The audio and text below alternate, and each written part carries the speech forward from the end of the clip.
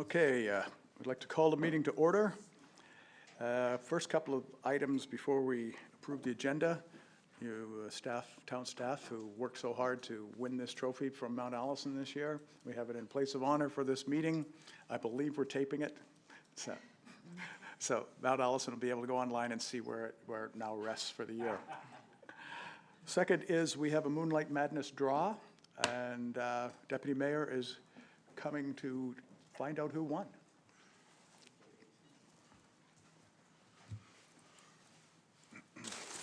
Pull a rabbit out of there. Huh? Pull a rabbit out of there.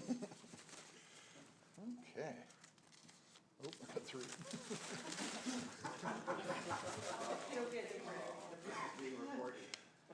Okay, the winner is E. Braid of Sackville.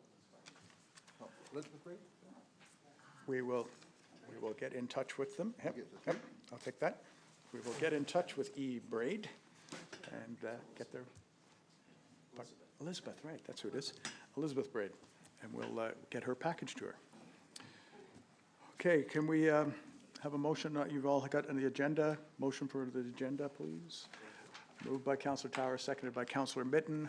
Those in favor? Aye. Opposed? Motion is carried. That takes us to question period. Any questions from the audience before we start?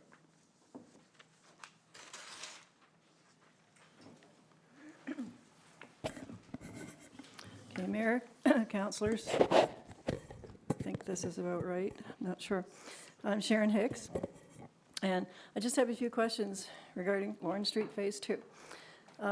Number one, and maybe the town treasurer might be the best one to address this one.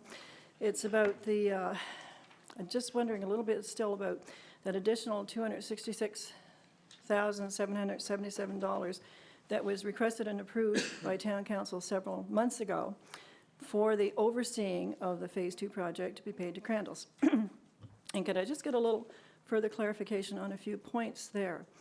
So that amount was in addition to the original 2.9 million allocated, is that correct? That's correct, I'm right in that? Mr. Beal? I don't have that information right in front of me. I'll have to, I try to pull it up here in a minute. But. Okay, because that was the impression that we had anyway. So that would mean the total project budget would be at 3.2 million if that's the case.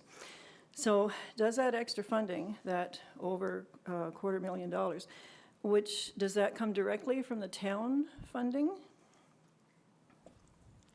Mr. Beal, are you not going to speak on the state of the capital off the agenda today?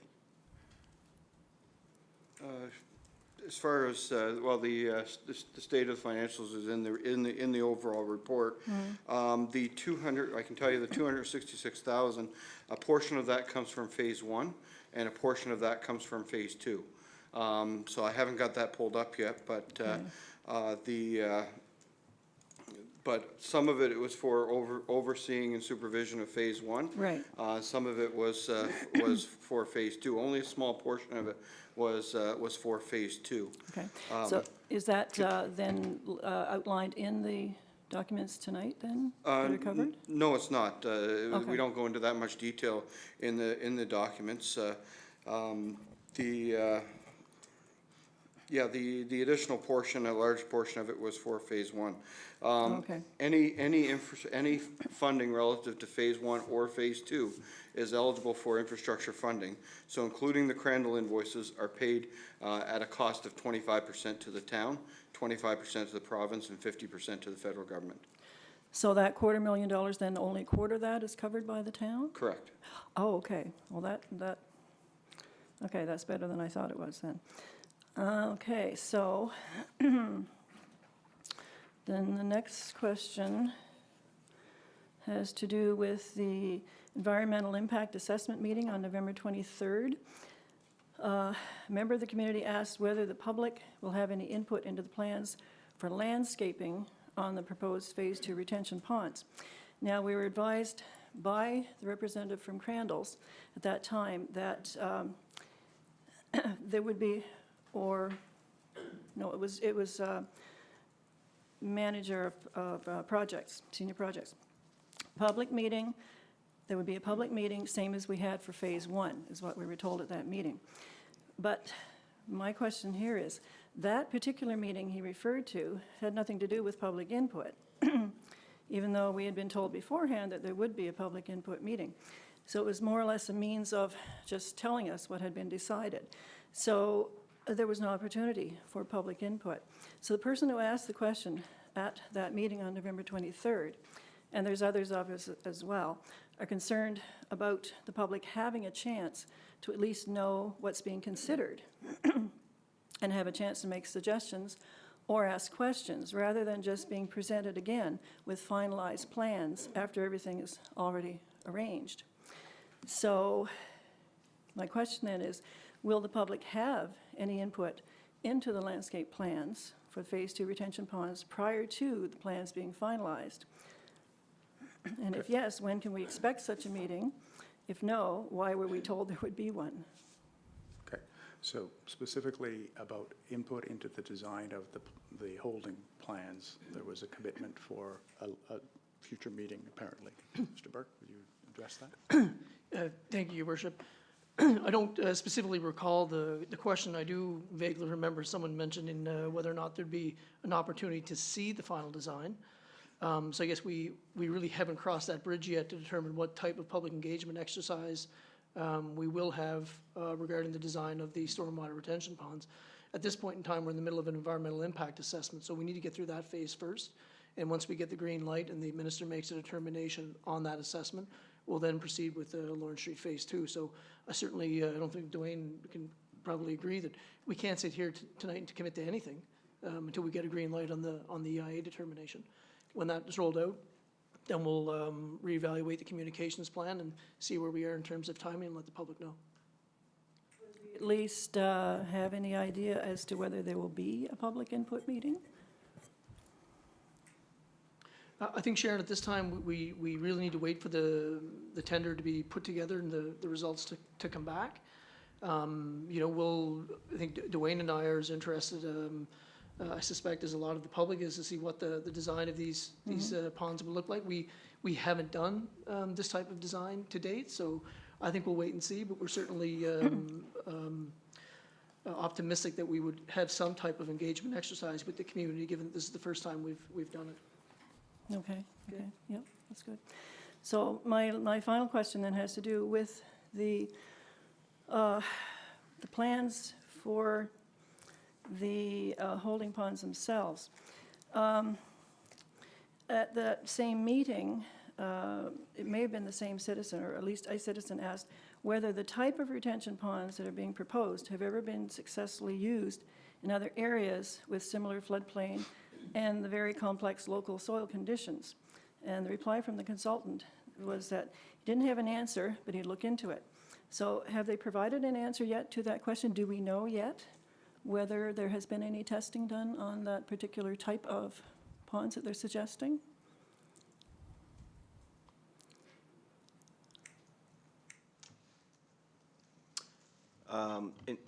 The question that were asked at those at the EIA public meeting, they will be answered. We don't have the answers to them now, but they will be answered and made public to or made available to the public. All right. Okay. So when that information does come out, where will that be accessible then? On the town website? The same location that the plans and the EIA registration document here at Town Hall and at the Sackville Library and on the website, Department of Environment website. Okay. Okay, I guess that's it for tonight. Okay, Ms. Hicks, before you go away, I just wanted to note that at your authorization, Councillor Mittens circulated an email that you had written to her. And in that, there's a bit of a disturbing reference you made to senior town staff. As a matter of fact, you said something like that a person you name is alienated from town staff, and that town staff appear to be taking actions that are harming this individual, both financially and regulatory. That's disturbing because all of us are responsible for how this place runs. And to me, that's a pretty serious allegation that you've made. And what I would suggest is that I'm prepared, because there's an element of what you're suggesting is almost illegal activity by our staff. And what I would suggest is that I will set up an opportunity for you to meet with the police downstairs, and you can have an opportunity to describe what you believe are those infractions, and have that opportunity that we then can see if there's a legal basis that we have to act on. Right now, you've put it in writing and advised us that you think there's a problem. So that means that we're obliged to follow up with you on what that issue is. And if you'd like, we could appoint one of the counselors to sit in to hear your testimony as to whether there's worthiness of an investigation by the police on this. Something to do with that compilation of comments that I collected from various individuals in town and passed on, because that's what where that would have come from. That would not have been my own input. I was passing on comments No, from... it's written in first person, and it's by you that someone's done a lot of work on their own time, blah, blah, things that happened. The result of these initiatives seems to have alienated certain town department heads. This person's now met with numerous obstacles over the past couple of years, especially in connection with properties owned, and has involved yet more out-of-pocket expenses for them, including fees, legal fees, survey fees, and much, much more. So that sounds like you're alleging that our staff are acting inappropriately, and it is your words, and you have an example of it, and that's a concern for me. Phrased from what somebody else had told me, basically. It wasn't my... Anyway, that was not my intention. So you understand this is a pretty serious statement you've made, that I'm raising it with you today because it affects our duty about how staff conduct themselves. But you're now saying that you wouldn't see this as a significant allegation? Not the way that I intended it, no. That particular collection of statements was passing on what other people had said to me. That's all that was.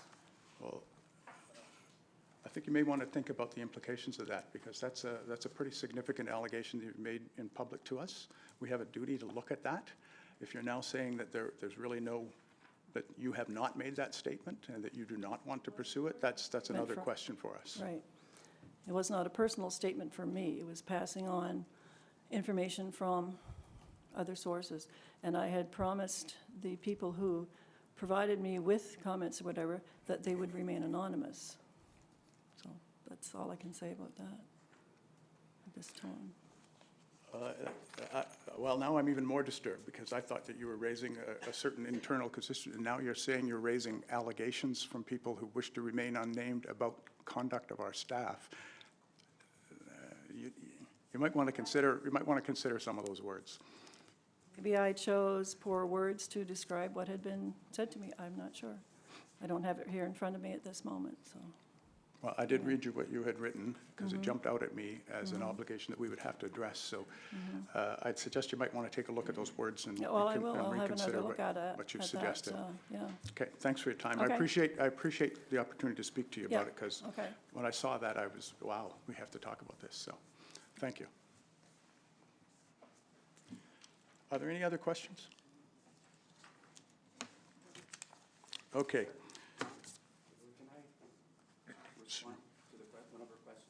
Oh, sure. Councilor Evans? I just want to point out that if we have information meetings, which I think are very important, and the engineering people involved explain what the project's going to be, but citizens are always welcome to make suggestions at any time to any staff member or councillor. I don't want you to think that the only way that you can provide input is at a meeting. I would encourage input at any time from anyone on anything that they think is appropriate, and I certainly would welcome that. And I'm sure that staff would too. I just want to say that it's not welcome. So we have information meetings on technical subjects where engineers explain why this is the recommended way to do things, which I think are important for people to know about. A number of people have expressed gratitude for those information sessions. But input is always welcome, so I would encourage you to provide that input in the method of your preference anytime. Thank you. Okay, thank you.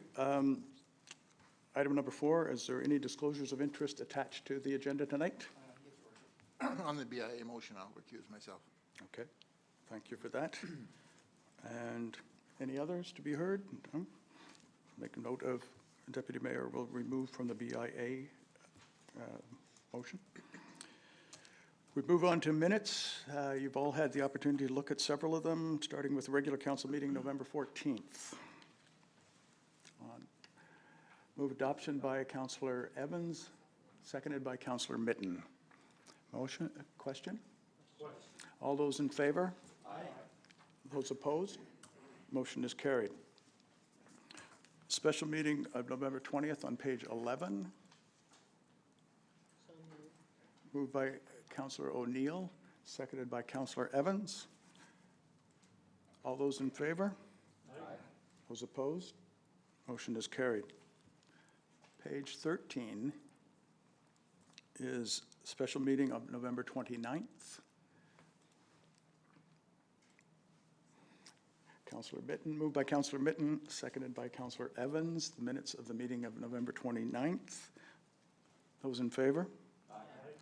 Those opposed? Motion is carried. Special council meeting of December 4th on page 15. Moved by Deputy Mayor Aiken, seconded by Councillor Black. Those in favor? Aye. Opposed?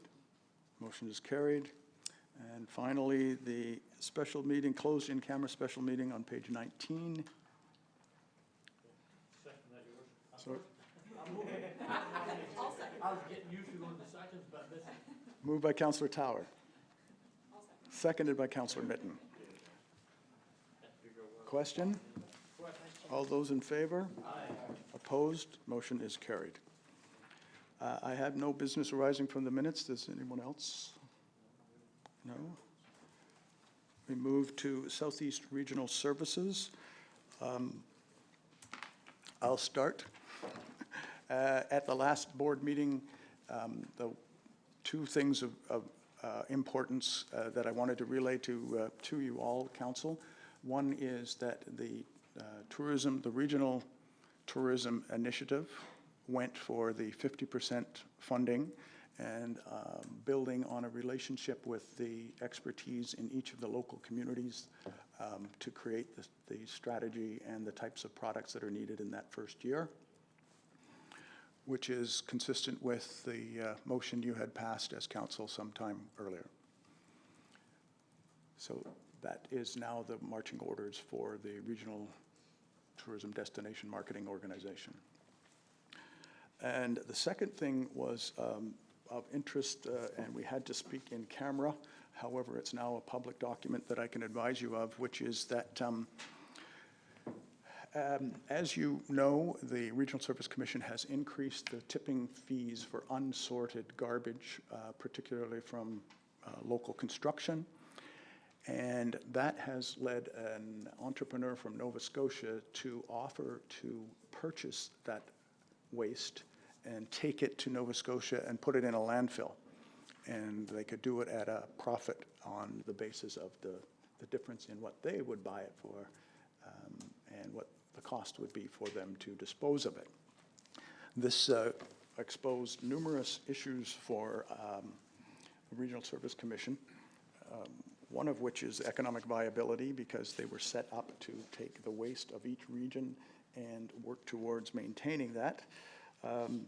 It obviously also has a huge difference in climate change impact when you're not recycling and you're dumping it into a landfill, and it potentially moves jobs out of the province. So unanimously, the signatories of the board have written a letter to the minister, and it has been followed up on. And we will circulate that letter to you. As just this afternoon, we found that it was now public, and it requests that there be action taken to stop this This is presently on one of the boards, not ours, not Southeast, but Fundy. And the proposal was they would ship it across from St. John's to the Digby area and landfill it there. So the board has suggested that the province should put a halt to that and stop it for future, and we'll circulate you this letter so that you understand what has happened. You have any questions that I might address on that? Councillor Evans? I just want to say that I heartily endorse what the board has done. This is outrageous. You have the two-tiered charging was to discourage people from not sorting so that we could reduce the amount of material that goes into the landfill. This is all makes obvious sense, and you use a combination of carrots and sticks. You encourage people and you discourage them. In this case, they're saying, bleep this, we'll just truck it over and dump it someplace else. This is like saying, if we restrict dumping toxins in the river and they say, well, you can dump it in our river. This does not improve things. This is terrible, and I think I completely support what the board is trying to do in writing that, the minister. Thank you. Deputy Mayor? Thank you, Your Worship. There's one element of this too, is at the provincial level. You may correct me if I get this wrong, but the New Brunswick allows anything to be shipped out but controls what comes in, and Nova Scotia is the opposite.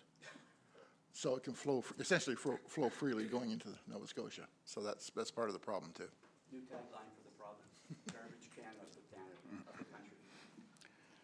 Okay, so we'll circulate that letter to you all, and we'll see what happens. But I suggest it's probably found a sympathetic ear in the government. So,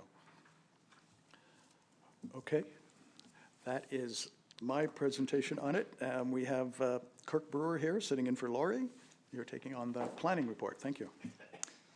Thank you, Your Worship. You have before you the breakdown of permits that were issued in November. Year to date, there have been 42 building permits issued for a construction value of $12.35 million, which is a significant increase in value over last year, which I believe is attributable to numerous institutional projects at Mount A. There was one application from the region sent to the Planning Review and Adjustment Committee last month. It was a variance for a side yard setback, which was granted by the PRAC on Bennett Street. Under other projects, there have been numerous discussions with the New Brunswick planning directors, as well as Department of Environment and Local Government and Finance, regarding the upcoming regulation of cannabis sales. Sackville is one of the 15 communities in the province that is slated to have a cannabis retail outlet.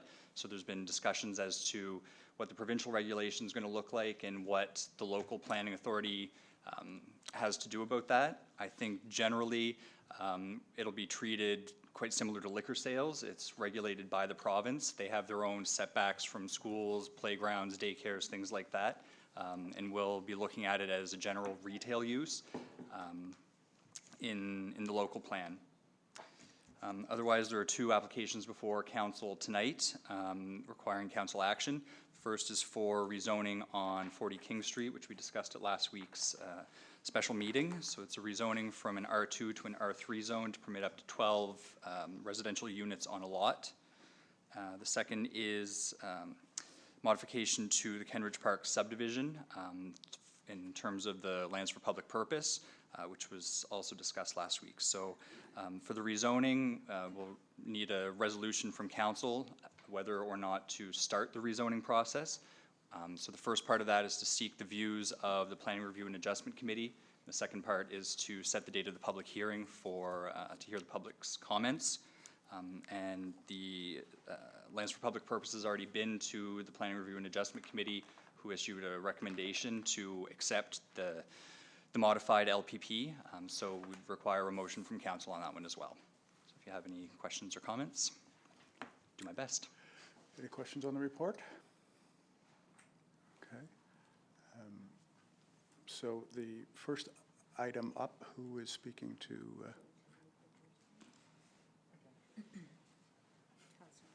Councillor Black, please. I move that whereas council has considered an application from Sean Doucette to amend bylaw number 244, the town of Sackville zoning bylaw, to rezone the property known as PID 00968-446 from R2 to R3 to permit an additional 6-unit dwelling for a total of 12 units. Be it resolved that the Council of the Town of Sackville directs that an appropriate bylaw be prepared to amend bylaw number 244, the Town of Sackville zoning bylaw as it pertains to the above noted property, that the proposed bylaw be referred to the Southeast Planning Review and Adjustment Committee for their views, that the notice of intention requirements of the Community Planning Act be fulfilled with respect to the proposed amendment, and sets the council meeting on January 8th, 2018 at 7 p.m. in the council chambers at the Town Hall, 31 Main Street, 2nd floor, Sackville, NB, as the date, time, and place for the public hearing of consideration of objections to the proposed bylaw. Moved by Councillor Black, seconded by Deputy Mayor Aiken. Councillor Evans. Like to speak in favor of this motion and read a line from the report from the Planning Commission which says it is important to note that this resolution does not commit council to passing the rezoning request. So we're starting the process. We will get input from staff and the public, which I welcome. So I'm voting in favor of this motion. Thank you. Councillor Evans, thank you. Any other comments on this from council? Councillor Mitten? Thank you, Your Worship. I would also like to speak in favor of this motion.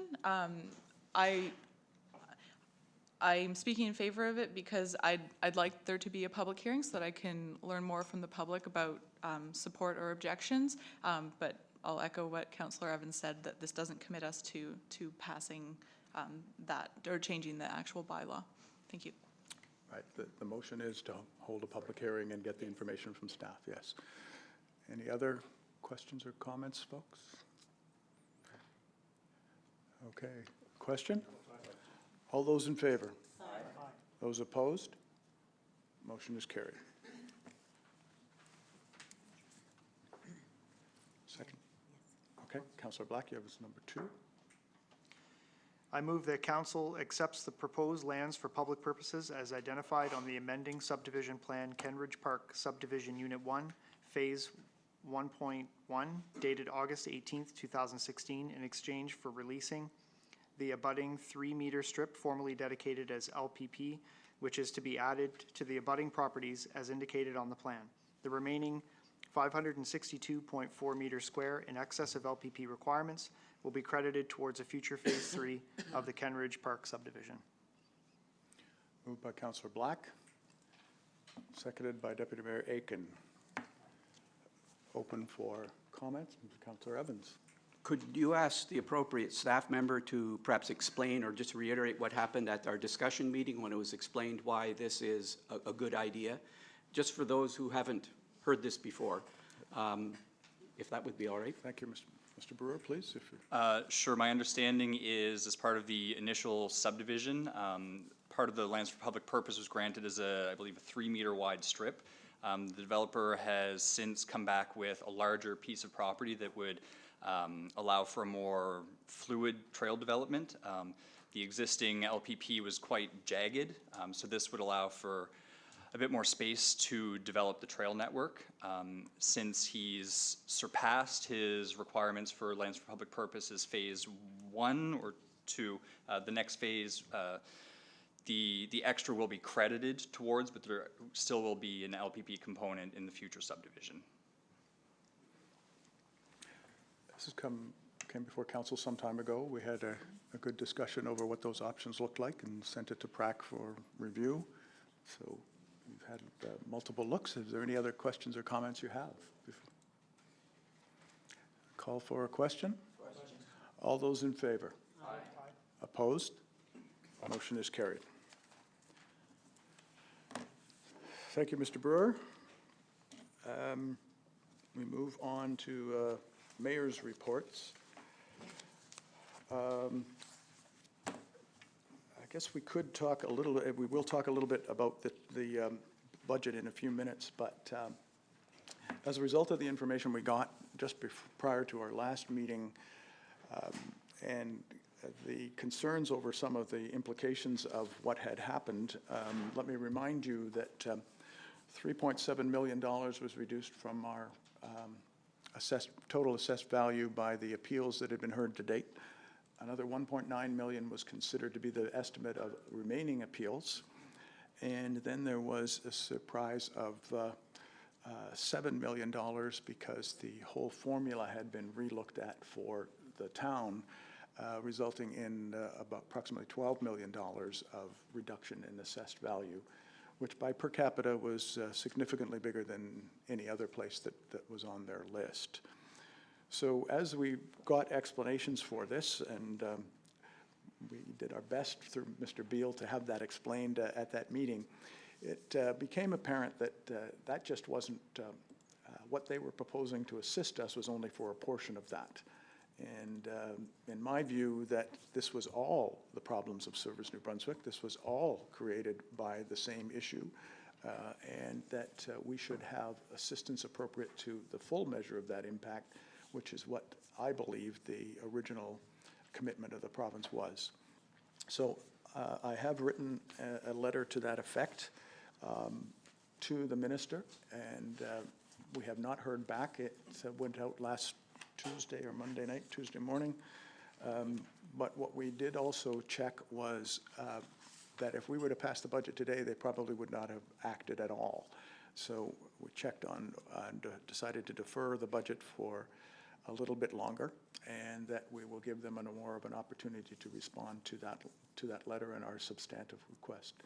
We have also asked that we have an opportunity at another point in the near future to discuss some of the other matters, such as the equalization formula not counting individuals, the first responders subsidizing the highway, the first responders subsidizing the fire services for local service districts, and all of those that are contributing to the vice we're feeling in the town right now. So that was perhaps the most significant item overall, and it is also the reason why we won't be finalizing the budget here tonight.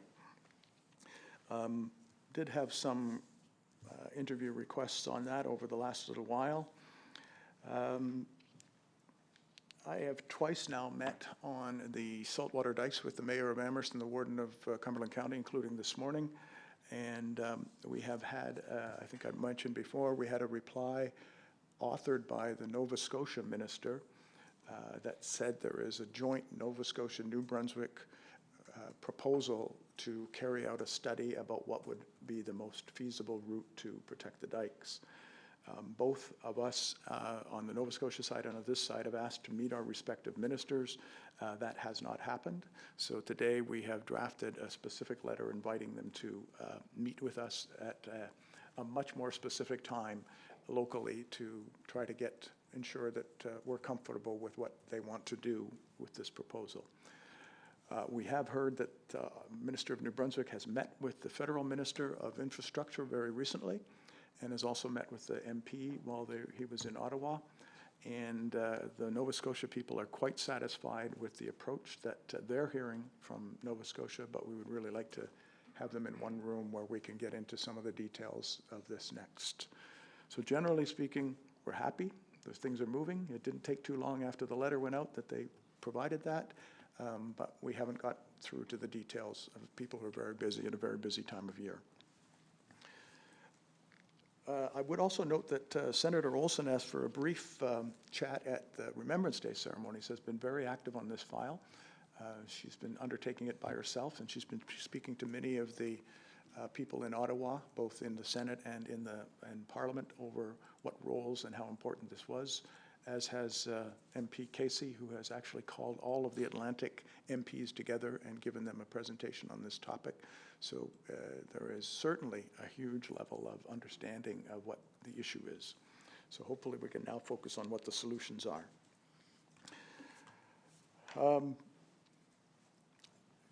We did meet, and one of the things that of the video that was offered by the Rotary Club, which was the 13 Ways to Kill Your Community, was to ignore the youth and to not talk to them about their future. So since we saw that, I've been trying to arrange meetings at the Tantramar Regional High School with some of the students.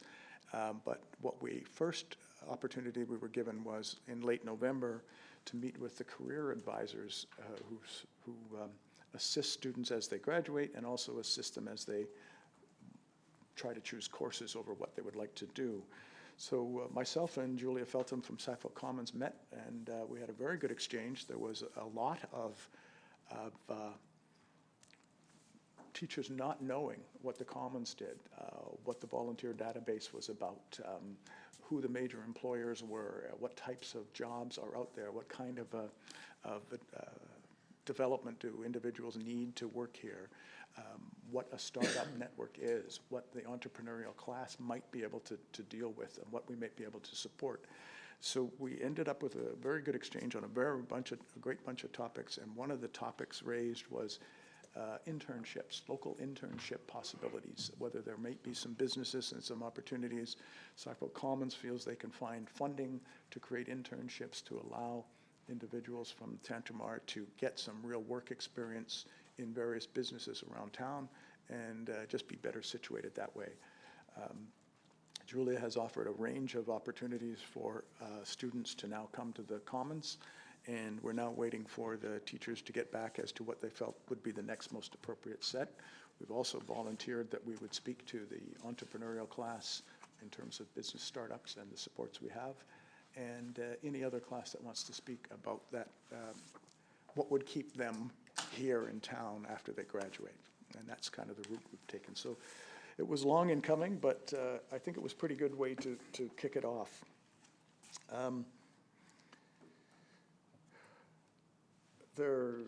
Many of you also participated in the employee recognition event and the fire department awards, which was a lovely event. Also would like you to know that the Department of Education has called for a particular local meeting to which I've been invited to speak on the Schools 2020 initiative. From the department's perspective, the message is that this is something we want to see as a pilot for the rest of the province to understand if this is the way they want to go. And that, my invitation is, why does it fit with where we see this community going, or does it? And I'll be happy to speak to that, and that'll take place next week. So I thought you guys should know about that. We opened the waterfowl park. Only people who weren't members of council or construction or funders. There were 3 people that showed up who had just moved to town, and I thought it was interesting for those who weren't there that they made it clear they chose to come to Sackville, didn't know anything about it except the research they'd done, and said this is the place that we want to go retire at. And they were over the moon about what they found here. So when you hear that maybe some things are wrong, you should go talk to one of these people. So they wanted to understand what the volunteer database was. They wanted to understand, I didn't ask if anybody played ukulele yet, but they were looking for ways in which to participate in a larger part of the community life. So it was a nice event from that side of things, as well as opening the tower. Okay. Anything you want to add while you were acting Deputy Mayor? Just a couple things. I got to do the puck drop at the hockey game that we annihilated Mount Allison. Can't take a lot of credit. I mean, gravity did most of the work. We were at the Councillor Mitten and I attended the medal ceremony on the weekend, in which the new Senate medal for essentially community service was given out to several organizations in our area. It was hosted, and the medals presented by Senator Stuart Olson, who showed, I guess, a sense of ethics by not giving one to herself. And the business holiday mixer was last week as well. And again, Councillor Mitt and I were there. And it was a very well-attended event with a lot of good interaction going on. I think 50, 60 people there probably. So that was it. Okay. Any questions on myself or Deputy Mayor's report? Councillor Black. It might be a little too early in the process, but I wondered if CN has had any input in the meetings that you've had with with Amherst and the warden of Cumberland County with regards to the flooding in the marsh? Not directly. Senator Olson met with, I think, the vice president in Ottawa and explained that they would be integral to the project and urged them to be ready to get on board. We haven't had a direct relationship. We've been focusing, the mayors and warden have been focusing on, let's make sure that the provinces feel that we're in it with them together, because the approach has to go to the feds for funding and they require some solidarity amongst the parties to do that. So we've focused on that as opposed to CN at this point. But good question. We're struggling with how we should reach out to them next, but okay. Okay, that's it for the mayor's report. We'll move to the CAO report, please. Thank you, Worship. Perhaps I'll just start with the last comment that was asked on the CN. Staff had met with CN this past month and had talked on several issues, mostly around Lawrence Street, 106, and we raised the matter of the dikes as well. So they are aware of discussions, the communications that have been out media-wise from the mayors. So they're in the know. By no means are they opening wallets and running to the table looking for a place to deposit money. So, but we said we would ensure that they would be kept informed of that initiative that the mayors have undertaken. So the past month has, been again another month of a lot of activity, and you'll note and hear that from the various department reports. So I won't go into those. I've also been involved in a number of the activities that the mayor has already mentioned, so I'll not repeat that as well, other than the budget process, which has been a significant amount of time go towards that, thinking that we had it in order of where we anticipated to be, only to get some last minute information that put us back to a drawing board, and one that this mayor has indicated seems to really not treat Sackville very well from a per capita basis, whether it be the financial assistance of a one-time nature or even the equalization grant. So we've provided that information by way of the mayor's letter to the province, and I guess we remain anxious to receive the response back from them and hope that they position as well in January to come in with a budget that is more acceptable without having to do a tax increase, although it will be challenging. We're already looking at a draft budget that's below our 2017 budget line overall, so that in itself will be challenging to continue to provide the same programs and services at dollars less than 2017. So, and that's with the extra 60,000 wherever that comes from. So the jury's still out in that one. We'll wait and see, and I'll leave finance to add further comments to the financial situation or our budget process.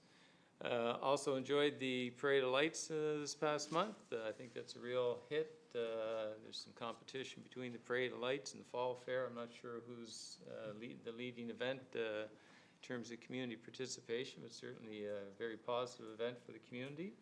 And also wanted to note, just from a management perspective, that town of Amherst and the town of Sackville took a morning or half a morning to get together and with one another and just share some best practices back and forth and talk about several issues and challenges. And it's surprising how common we are in many fronts. And so we've talked of a few initiatives that we may collaborate together on, and I'm certain there will be some positive outcomes there for both of us. So our first session with everybody was certainly a positive one, and I'll leave it at that. And if there's any questions or concerns, I'd look to address them. Any comments, questions for the CAO report? Hearing none, we will thank you and move on to Finance and Administration. Councillor Deputy Mayor Aiken. Thank you, Worship. I move that council accept the bills and payroll for the month of November 2017 as follows. General Government, $704,981.52. General Capital, $488,548.28. Utility Government, $104,046.67. Utility Capital, $47,373.62. And salaries, $283,455.59. Moved by Deputy Mayor Aiken, seconded by Councillor Black. Any questions on the motion? Question? All those in favor? Aye. Opposed? Motion is carried. Councillor Tower? Thank you, Your Worship. The rest of the financial information is on pages 32 to 38. I will be reading from the executive summary, and if there's any other questions, then feel free to blast them away. Financial statements are included at the end of November 2017. As we approach the end of the fiscal year, overall, all budgets for the town appear to be relatively on target. While reconciling at year end, we should be able to charge more to capital out of revenue and reduce the borrowing amounts for Lawrence Street. There are motions tonight to transfer funds from the General Capital Reserve Fund in 2017 to pay for Lawrence Street and reduce the amount borrowed needed for the project.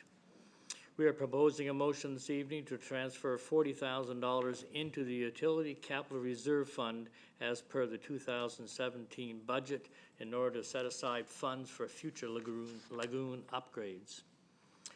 Motions would be presented at the council meeting to settle 2 accounts that are not connected to our water system. The settlements will give the town an immediate cash payment with future payments that reflect the amounts that are billed as invoices to the account in the past. As well, one account that is vacant land will be acknowledged to be written off given that the property, it was sold as property tax sale in 2016. There will be a motion on the BIA coming forward tonight. Tonight we will be bringing forward the water and sewer budget for 2018. The budget remains balanced budget for 2018 and is based on the rate increases the council accepted during the 2017 budget process. Those who received minimum water and sewer bills will see their quarterly bills increase from $81.10 in 2017 to $90.20 in 2018. Within the 2018 budget is an allocation to transfer $80,000 to the Utility Capital Reserve Fund to continue planning for the need to upgrade our sewers lagoon in the future.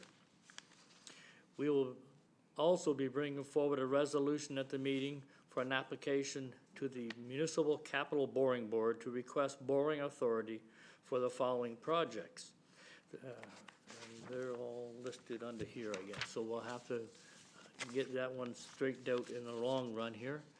I can get our treasurer to fill any gaps in that might be needed here.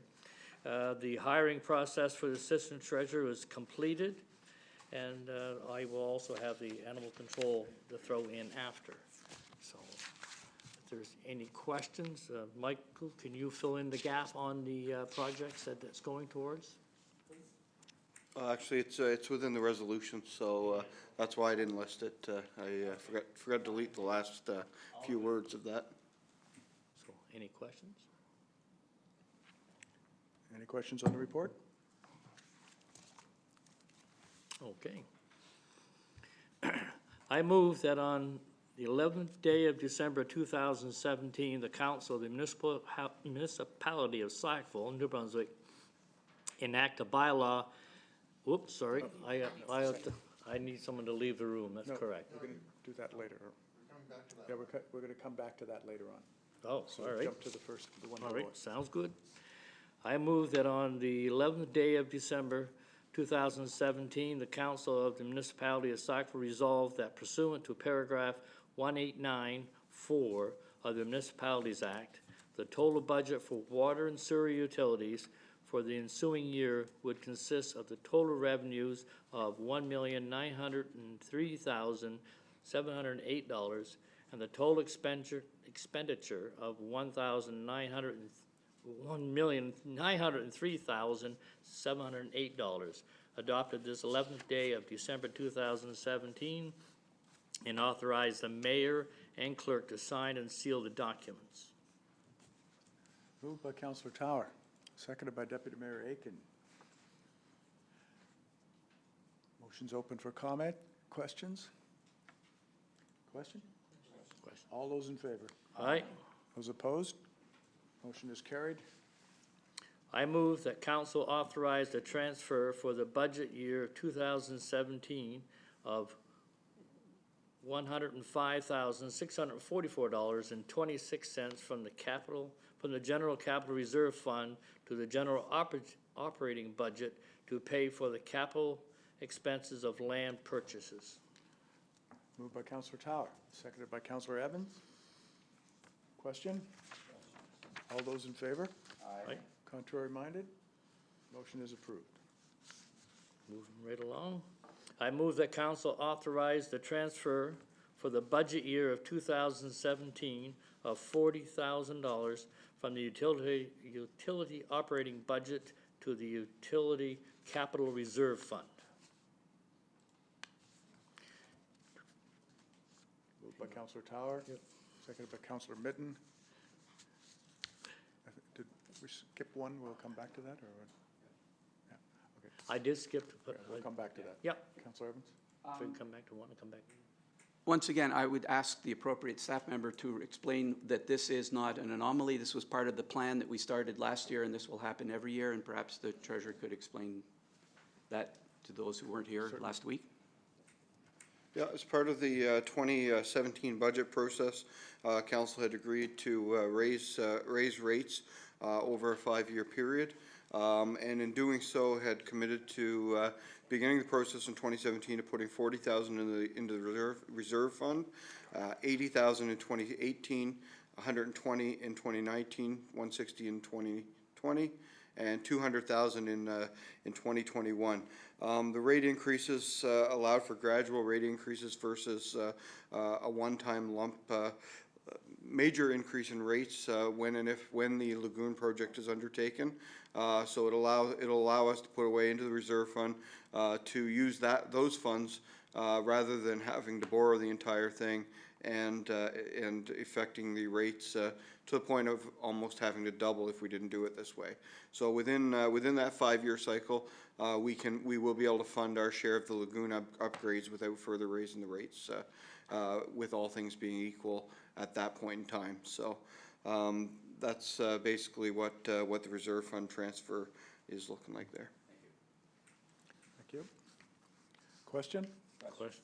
All those in favor? Aye. Opposed? Motion is carried. You're going to go back to the one above? Yep, right on. I move that council authorize the transfer for the budget year 2017 of $350,000 from the general capital reserve fund to the general operating budget to pay for the capital expenses of Lawrence Street Improvement Phase 1. Moved by Councillor Tower, seconded by Deputy Mayor Aiken. Mr. Beal, could you provide some context, please?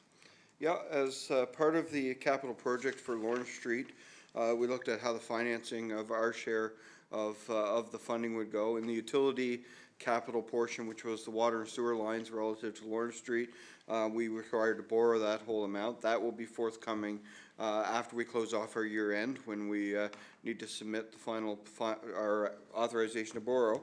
But on the general side, there would be borrowing as well as transfer from the reserve fund. So we've relatively completed phase 1. Phase 2 will happen in 2018. So what I've looked at is we had $1,073,000 in our reserve fund.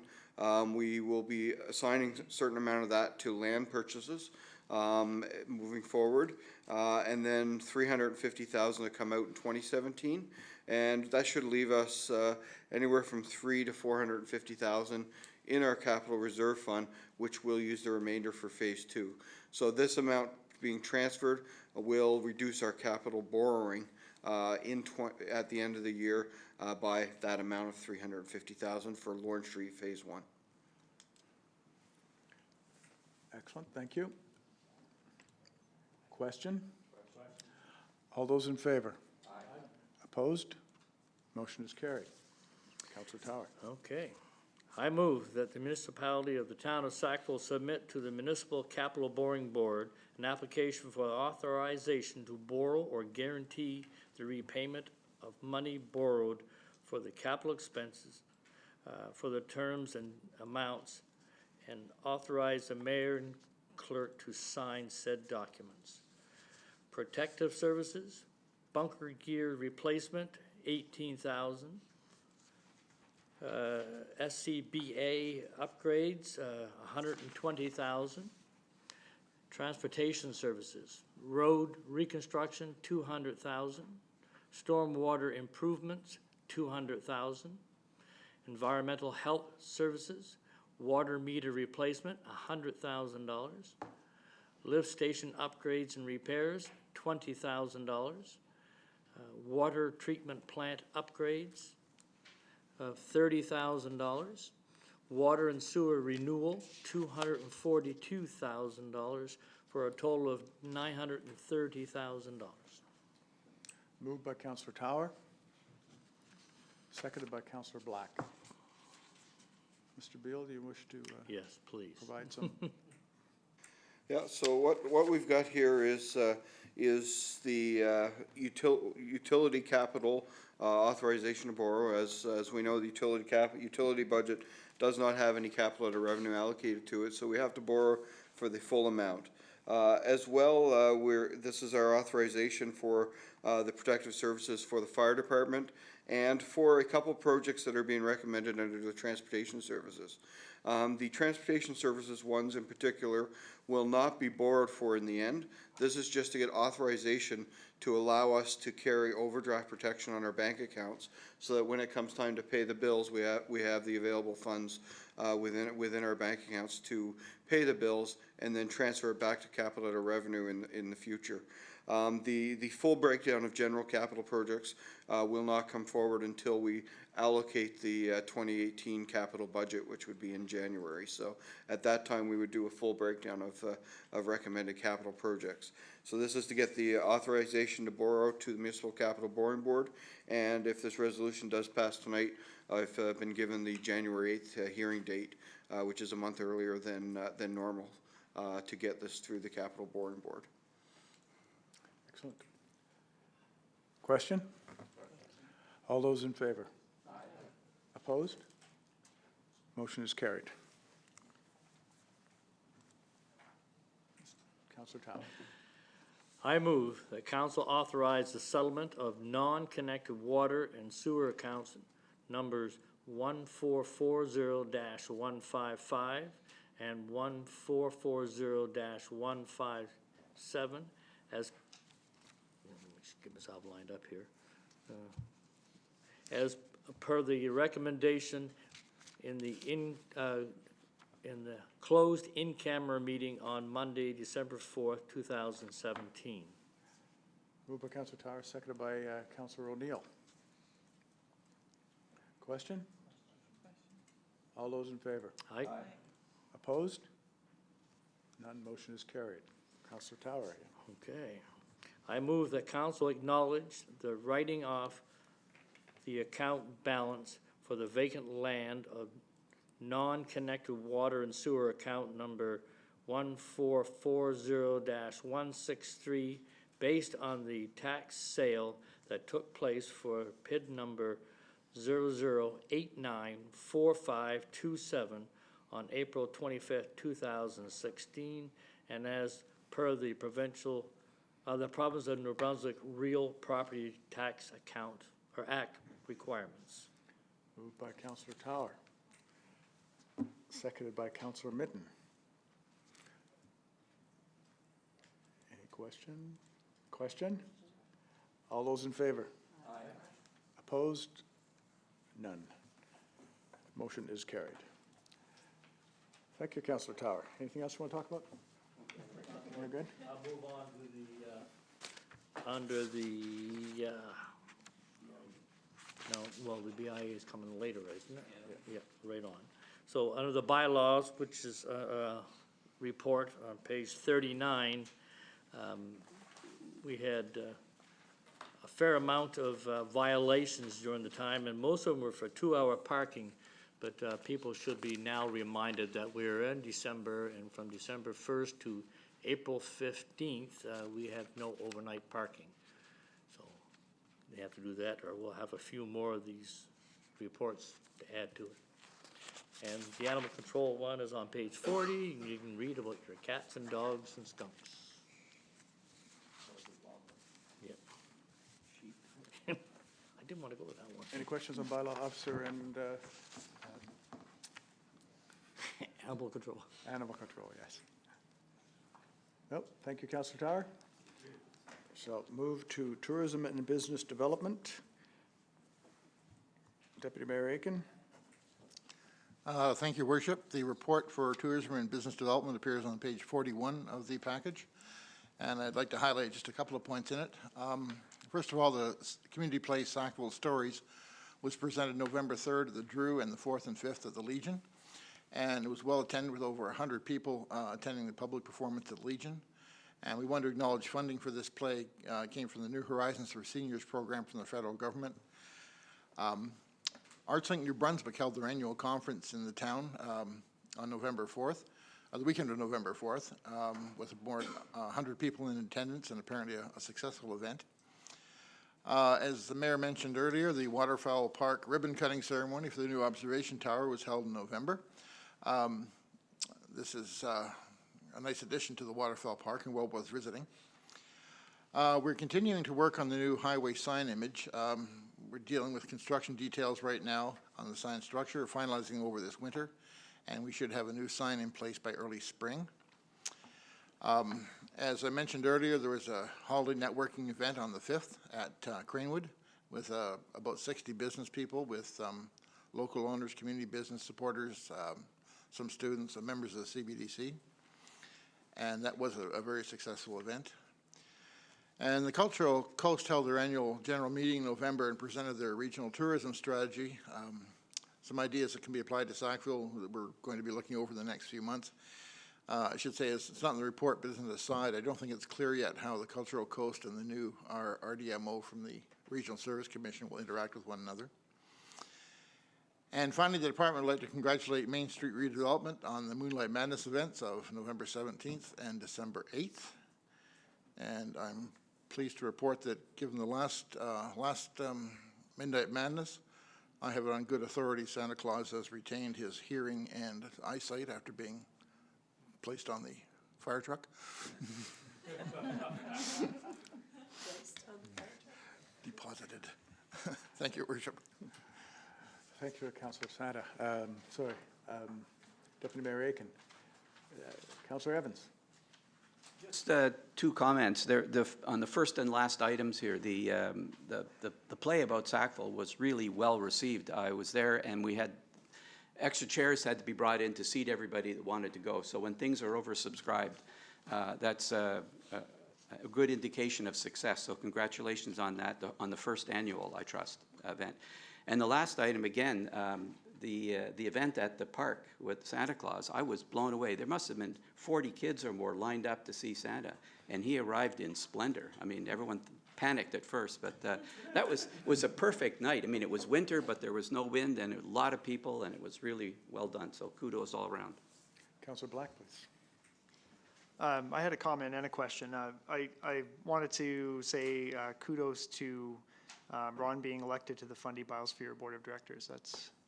That's great. And the question I had, the department, it says the department sponsored a meeting in November of people interested in possibly developing a not-for-profit organization to compete for the contract for food services in our schools. Could you elaborate on that a little bit? Certainly, Councillor Black. Thank you.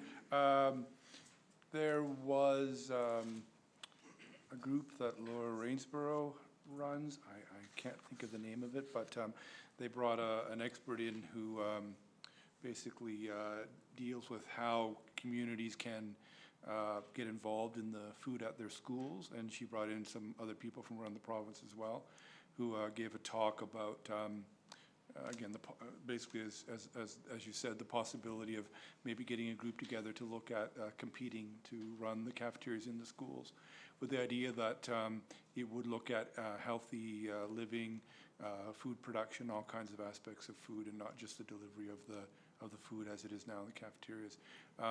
I haven't talked to Laura about it in any detail since the meeting, but I know she's interested in still pursuing the idea. I assume that none of the companies that do contract for the schools were involved in this? Nobody said they were involved with the companies who were doing that, but they might have been. Thank you. Councillor Mitten? Thank you. I'd just like to add to that. Laura Rainsborough works for the New Brunswick Food Security Action Network. And then I wanted to add that one of the panelists was involved. It was on a reserve, and I can't remember what the name of it, but they did run their own kitchen, and there were examples of in like Francophone School District where individuals have taken over the contract. So it is being done in some places, and so people in our community are looking at what can we do. Yeah, so a thumbs up. It's also an integral part of Schools 2020 and becoming a part of the curriculum as well, the handling and growing and food and nutrition, et cetera. So it's quite interesting. A couple of follow-ups on business items. One is that I did get a call after your mixer from CBDC. So I'm going to try to make contact with her this week to have a meeting on topics. It'd be good to talk to you about that before I do that. And we also got a request today from the potential new owners of Maloney that have asked us for some assistance in another step. So we are happy to do that, and we'll get that off in the next day or so. So we continue to hope for an announcement at some point, but we can't do that yet. So,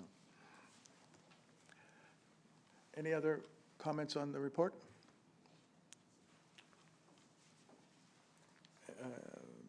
No motions. So we're moving on to public property. Councillor Tower. Thank you, Worship. The information's on pages 43 to 45. Public Works staff finished the road reconstruction portion of Bridge Street project, while Dexter Construction finished the paving of the street during the second week of November. The remaining equipment for the lift station has now arrived, and the assembly will now kick into gear and hope to be done before the end of December. Public Works continues to use that street cleaner, although I think we're going to be really pushing it soon here. But we'll see what happens after the rain. Public Works staff finished their preparation for the winter in downtown areas, bringing in the remainder of bike racks and park benches and kiosks, etc. Public Works and the park staff removed all the banners around the town, including the ones in Memorial Park, and installed all the Christmas lights and decorations around the town on town-owned facilities. The Utility Department provided the new water and sewer service for a new house on Ogden Mill Road, and I see there's going to be another one coming in early January. So, the Utility Department worked to obtain the water meter reads that were not obtained during the last meter read process, and they continue to evaluate these meters to determine to fix the meters or replace them. The Utility Department repaired a broken fire hydrant on Boomer Lane that was out of service, and to ensure that all fire hydrant markers are in place for the winter. The engineering department continues to work with Crandall Engineering on the design of Lawrence Street reconstruction and stormwater mitigation project. The tender 2017-02 Dexter Construction in Beale and Inch has been completed. in full, including all deficiencies, and the 2017-3 Bowser construction is completed, and I believe the efficiencies are now up to snuff also. The engineering department also continued to work with Crandall Engineering on the EIA process for the Phase 2 of the Lawrence Street reconstruction and storm water mitigation project, and that would, of course, would be the environmental impact assessment. The engineering department continues to work with Meritech on the construction of the new storage facilities. Good progress on that. The main structure of the storage facility is complete, except for the overhead doors, which they have started working on this week. The electrical work is also expected to start this week, and we are expecting completion of the project to be the end of December. The Veterans Civic Center staff have been busy with hockey tournaments, such as the Lady Titans and annual Titan and Your Skates tournament, minor hockey's Wayne Hicks Classic for bantam and midget age players, the Titan Boys Carl Ward Invitational Tournament. A big shout out to the midget rangers for winning their tournament, as well as the Titan Boys who won their tournament. The regular season is underway for all hockey teams in minor hockey, as well as the Mount Allison varsity women's team. Come out and cheer some of the local talent on. All the games are noted on the Sackville's webpage. The main breaker has been replaced at the Civic Center, and other maintenance that included the replacement of the emergency lighting, replacement of the blower on the rooftop unit for the AC/heater, and the repairs of several showers that stopped working. In municipal parks, the shade structure has been completed in Memorial Park, and the 2 benches are due to arrive this month. Public Works Department has started the expansion of the skateboard park in the month of November. Staff prepared the expansion of the park by preparing proper sub-base with compact shale and gravel, which was followed by the installation of base asphalt. However, the construction for the concrete curb work and the seal asphalt will not be able to be completed in 2017, but should be completed in the spring of 2018 as part of the capital budget projects. Some vandalism was noticed at Waterfall Park on the new observation tower. Staff are looking at options to protect their property in 2018. Some vandalism occurred in the Bill Johnson's Park that led to the RCMP and bylaws dealing with a few local use. The park staff is limited time in the park this time of year. However, they do go out when time permits to empty garbage cans and inspect the park. Riverview Lawn and Garden were in town to remediate the flower beds as part of their contract with the town in November. As part of our tree planting program, our 5-year warranty on these trees, we had Riverview Lawn and Garden inspect all trees that were installed in 2016, and they ended up replacing 8 trees under the warranty that did not survive. I was surprised it wasn't any more than that, because when you start planting them in this late in the year, that you don't know how well does it grab. So they did quite well. They knew better than I did on those ones, yeah. And that's that time of year, so people should stay off thin ice. The ice should be less, it should not be less than 4 inches thick to handle the weight of a person, and at least 12 inches thick for machines on the ice. And that is my report, Your Worship. I do have a motion once. An extensive report, comments? Thank you, Your Worship. A couple of questions. Is there a floor in the shade structure in the park? Is there to be a floor? No, it's just a tailings floor, just similar to the trails. It's not going to be a concrete base in it. And the second one, I have the answer, but I just wondered if we could have a explanation as to why a lot of the cement sidewalk had to be torn up and replaced. I'm getting a lot of questions on that, so. On Lawrence Street, you mean? On Lawrence Street, yes. Mr. Acton? Thank you, Councillor O'Neill. Yes, They were due to the deficiencies. There was some deficiencies with how the concrete sidewalk matched up against the back of the curb, and it was not acceptable to the consultant and/or the town. So these blocks were removed and replaced on the dime of the contractor, not the municipality. So was unacceptable product, didn't meet requirements. Thank you. You're welcome. Councillor Evans? Yeah, that was, I had a question and a concern about an omission, and the question has been asked and answered. Thank you for that. I am seriously concerned about an omission in the report. There was a list of events that happened at the Civic Center, and I believe there was no mention made of the event that won the trophy. Now, I mean, it's rare that I'm speechless, but I yield my time. I omitted it from my report because I was only a player. Matt Pride actually organized the event, so it may be in his report. So stay tuned. Stay tuned, exactly. Any other comments, Councillor Finney? Was there another report, invitational up there that was forgotten to be put in the report, and that was the David Wheaton one? That was a hockey invitational too, wasn't it? That was actually in December, so that would be in the next month's report. It just happened last weekend. So, Okay. There is a motion, I believe. Councillor Tower? Thank you, Your Worship. I move that council accept the 5-year capital plan for designated highways as submitted and authorized, that it be submitted to the Department of Transportation and Infrastructure.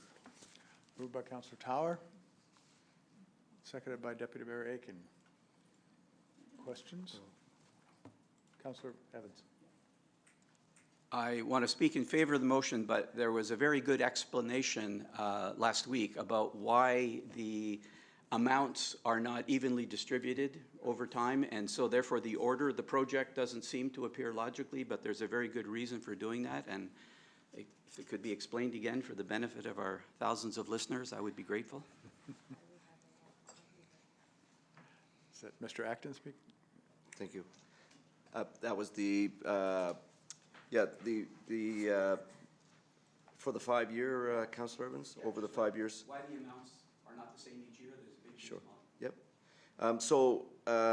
For the 2018, it was recommended that we would be able to do the designated highway section from Union to Queens Road. And of course, we have a lot of utility that the town is responsible for. So that is solely 100% the town's responsibility. So then we wanted to have, that would be what I'll call a heavy year.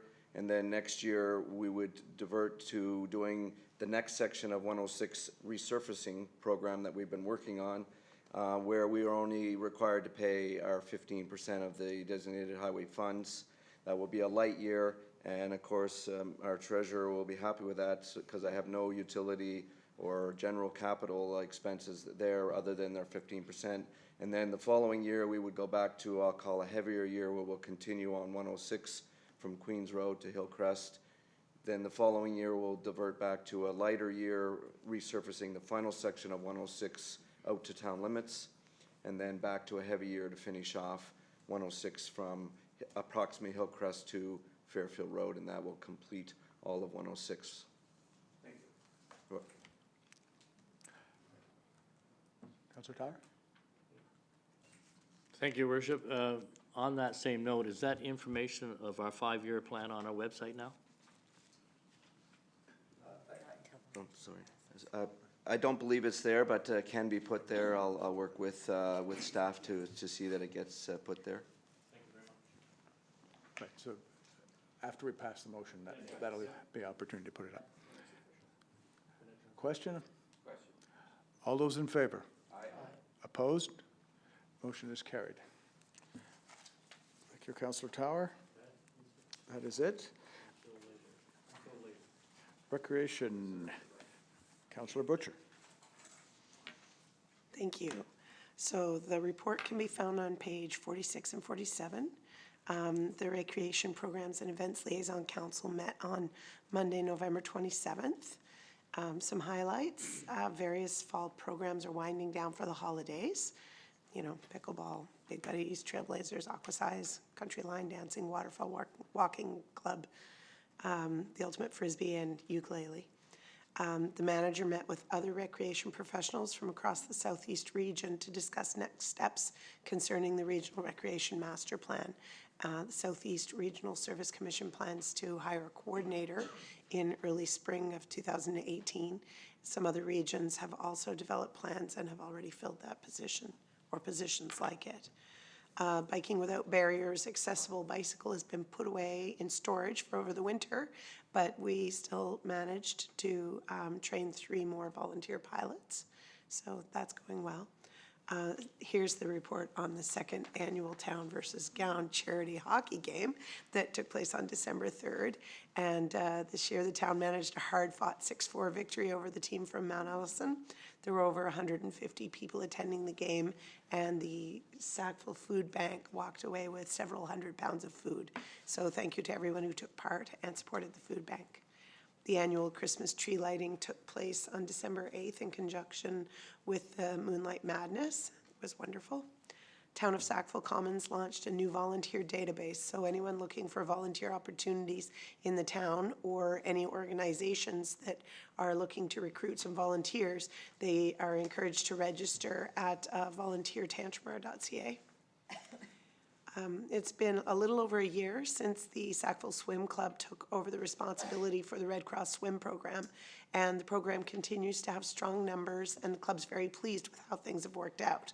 They're now following Life Saving Society standards, and the swim coach has been implementing a new strategy to maintain training levels for instructors and to ensure that there are adequate numbers of trained lifeguards for many years to come. The Sports Wall of Fame nominations are online at sackville.com, and the nomination deadline is January 12th. Public is invited to the Mayor's New Year's Levy on January 1st, 2018. We have decided to do it on New Year's Day, and it will be at Town Hall from 1 until 3 p.m. The annual Sports Recognition Night is scheduled for 6 p.m. on January 23rd, and submissions for that are being accepted until January 12th. Winterfest is scheduled for February 8th to 11th. Groups or businesses interested in hosting an event or program are encouraged to contact the department before January 15th. And though it's still a long way off, planning is underway for the 18th Annual Fall Fair. The Midway will be returning. Some people are thrilled about that.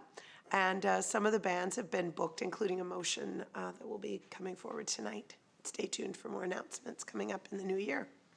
The library report is here. Statistically, our library is among the top 2-person libraries in our region. The basement meeting room was used 12 times in the month of October, and 1,794 patrons visited the library during the month. There were 48 participants in adult programs, 17 different adult programs. There were book clubs, adult coloring, knitting clubs, business info sessions, and there were 3 teen programs with 16 participants. So there's lots happening there. The library also offered 25 children or family programs to 410 participants. Those are programs like Tots in the Library and play and craft times and Moonlight Madness activities, and 214 people took part in the Midnight Madness evening activities. And that's the report, and I have a couple of motions. Any questions on the report? Councillor O'Neill?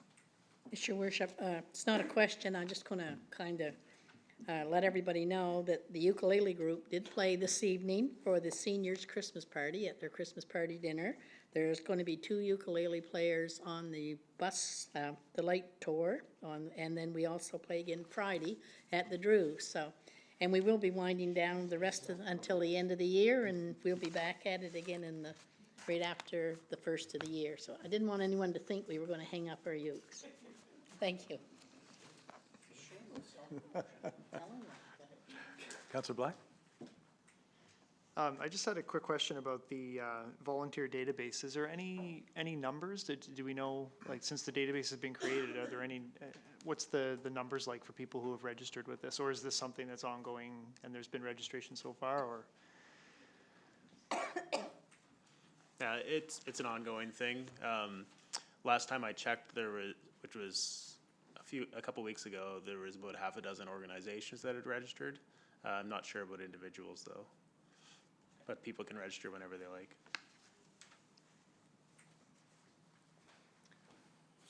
Councillor Butcher, you have a motion or two? I do, or 4. I move that council approve the changes of the Sackville Arts Wall Governance Guidelines as presented at the special meeting of council on Monday, December 4th, 2017. Moved by Councillor Butcher, seconded by Councillor Tower. Question? All those in favor? Aye. Opposed? Motion is carried. I move that council authorize that the fire chief, as part of the Winterfest events, complete an application to purchase from Mac Fireworks a commercially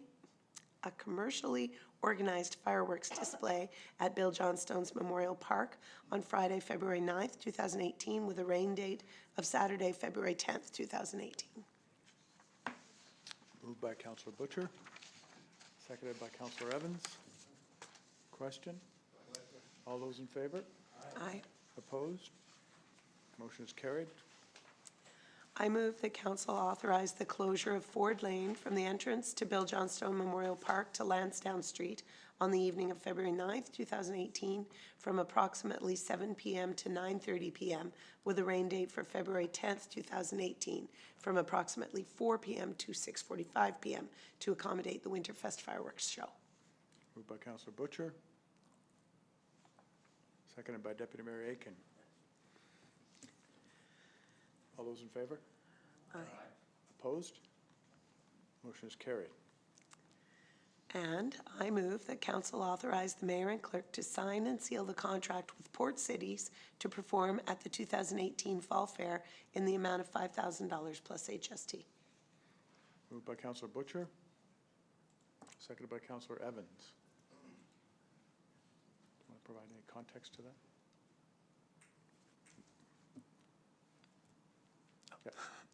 Thank you, Your Worship. I guess we have an opportunity to have Port Cities come to Sackville and play. They're an up-and-coming band. They recently won, I believe it's 6 awards at the Nova Scotia Music Awards, including Pop Recording of the Year, Pop Band of the Year, and a few others. They're, like I said, where they're up-and-coming, the price is quite good actually for them, and their price will be a lot higher come September, so we're getting them at a deal, and they should be a good draw to the tent. Thank you. Question? All those in favor? Aye. Opposed? Motion is carried. Thank you, Councillor Butcher. Public safety? Who's first? Councillor O'Neill. Thank you, Your Worship. The report's on page 52 and 53. Sackville Fire and Rescue responded to 11 calls for service in the month of November, which included 5 commercial fire alarms, 2 motor vehicle collisions, 2 calls for assistance from Ambulance New Brunswick, 1 vehicle fire, and 1 rubbish fire. Several training sessions took place, as well as the department marched with the veterans on Remembrance Day. Sackville Fire and Rescue held its 5th annual Parade of Lights and was really impressive. Kudos to all the guys and gals out there that took their day, must have taken a day to decorate the trucks. I just kept my fingers crossed there wasn't a fire call. Anyway, it looks super, and we look forward to seeing it next year again. The Ladies Auxiliary hosted their annual Christmas banquet. It was a great dinner and a great evening. Nice to be with the group. It also gave the department the opportunity to recognize several of their employees for special achievements. Members were recognized for their service of years as follows: 10 years of service went to Tim Upham, 15 years of service went to Sean Finney, and 20 years of service to Randy Clare. The Rookie Firefighter of the Year went to Jonathan Chapman. The Training Award of the Year went to Sean Fleeger, and the Firefighter of the Year award went to Wendell Crossman. The Charles Richards Memorial went to Mike Green, and the Lifetime Achievement Award went to Ken McManaman. I'm sure not only our mayor and council and staff, but the citizens of Sackville congratulate those members. The chief also reminds us the importance when we're doing decorating this Christmas and perhaps using power bars that we use those, especially when putting up Christmas lights and so on. And there will also be a motion coming forward this evening under policy and bylaw for the first reading which will address minor housekeeping changes. I think that is all that we have. If there's anything you'd like to ask the chief. If not. Councillor Evans? Yeah, I just wanted to echo the kudos about the Parade of Lights. It was bigger. There were more vehicles than in the past. And I want you to know that after you guys went by, we had an impromptu street party because people had come out of their houses to see it, and we stood around, and it was really a magical occasion. So thank you so much for doing that. It was bigger and better. Excellent. Okay. Councillor Black. The police report and the CPO report can be found on pages 53 to 55 in the package. Call volumes in November were comparable to last year, but decreasing significantly compared to previous months. Reported property crimes in the town were similar to previous months. Again, an analysis of calls for service doesn't identify any crime trends or patterns. 21 tickets were written with a focus on stop sign violations and expired registrations comprising the bulk of the charges. Foot patrols and check stops were some of the proactive efforts to increase visibility and deter late-night liquor-related activity. Of note, there were many school visits at 17, which excludes the CPO activity. So these were the RCMP officers themselves going to schools for visits. The Community Partnerships Committee continues to be a priority to address local issues with a focus on Mount Allison students and town residents. The meeting was planned in December. It actually happened on December 5th where they met.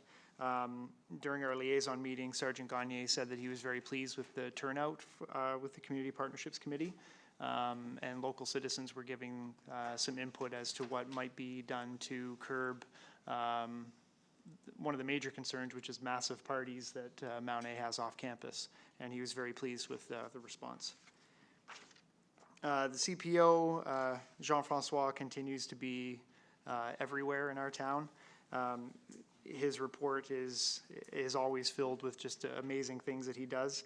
Of note is the Red Ribbon Project, which was on November 22nd at the Tantramar Civic Center. I got stopped in that on my way back to work in the afternoon. I understood what it was about, and I was only too happy to drive through and say hi to everybody. I could see JF running here and there, sort of arranging things, and I think it was a great campaign to have. That's my report.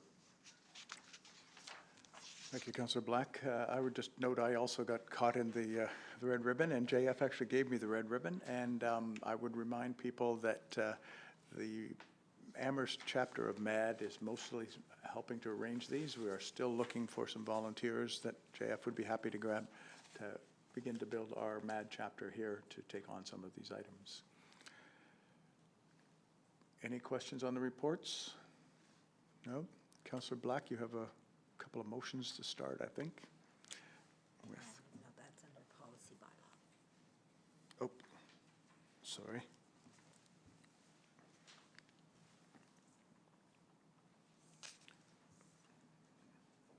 Okay. You have no motions. That's right. You have some. You will speak to it in a few minutes.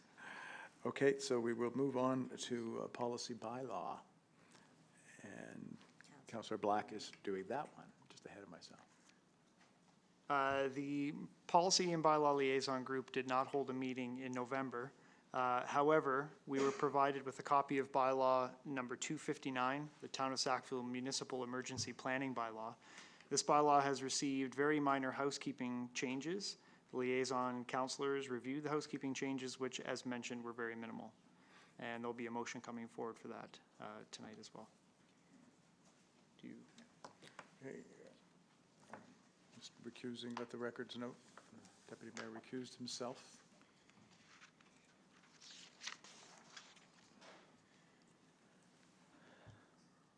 Councillor Black, you have a motion or two? I move that council give second reading section by section to bylaw number 257, a bylaw relating to the establishment of a special business improvement area levy in the town of Sackville. Do you have to read it? You been reading? Bylaw number 257, a bylaw relating to the establishment of a special business improvement area levy in the town of Sackville. Be it enacted by the council of the town of Sackville under the authority vested in it by the Business Improvement Areas Act, SNB 1985, B 10.2 as follows. 1. A special business improvement area levy in the amount of 20 cents per $100 of assessment for the year beginning January 1st, 2018 and every year thereafter is hereby imposed on all business properties within the area described in bylaw number 128, being a bylaw to designate and establish a business improvement area within boundaries of the town of Sackville. 2. Proceeds from the levy in the amount of $23,595.02 may be remitted following receipt by the town of Sackville to Main Street Redevelopment Sackville, Inc. for the purposes contained in the budget submitted by Main Street Redevelopment Sackville, Inc.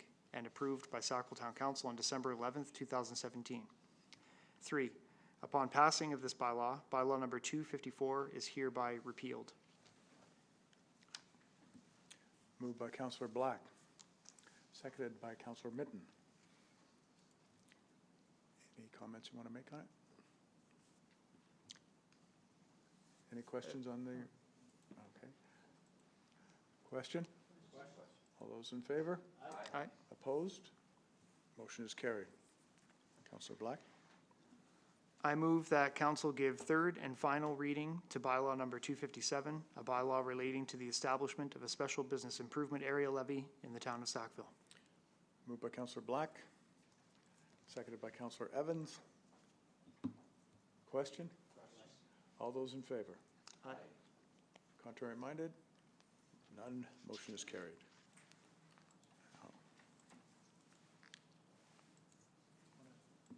Now we're gonna throw back to finance. Look at that last part. Okay. Now we throw back to finance. Yeah. Go back to it now. Yeah, sign and seal, that's right. I move that on the 11th day of December 2017, the Council of the Municipality of Sackville, New Brunswick enacted by bylaw that a business improvement levy be imposed on all non-residential properties within the business improvement area of the municipality, and that is liable to taxation under the Assessment Act. The levy shall be in the amount of $23,595.02 at the rate of 20 cents. And the council hereby direct and orders the Minister of Environment and Local Government to levy the said amount pursuant to the provisions adopted this 11th day of December 2017 and authorize the mayor and clerk to sign and seal the budgeted documents.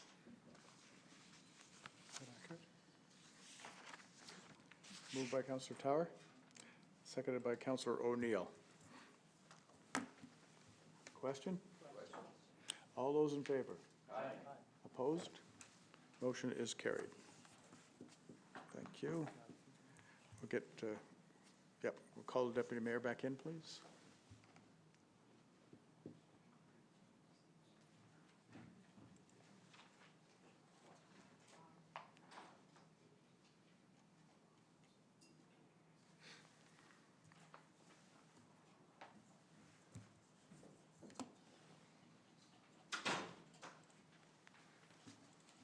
Councillor Black, you have the next one, I believe.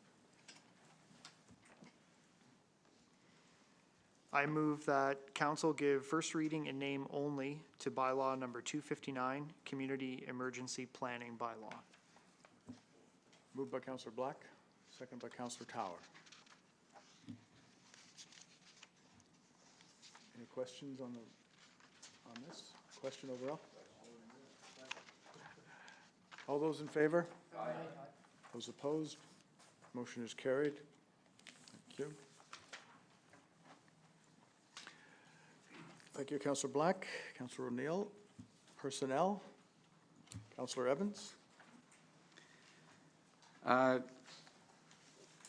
Council liaison members for personnel met on December 7th. As of the last pay period in November, there were 38 permanent employees and 3 temporary employees, including crossing guards and rec employees.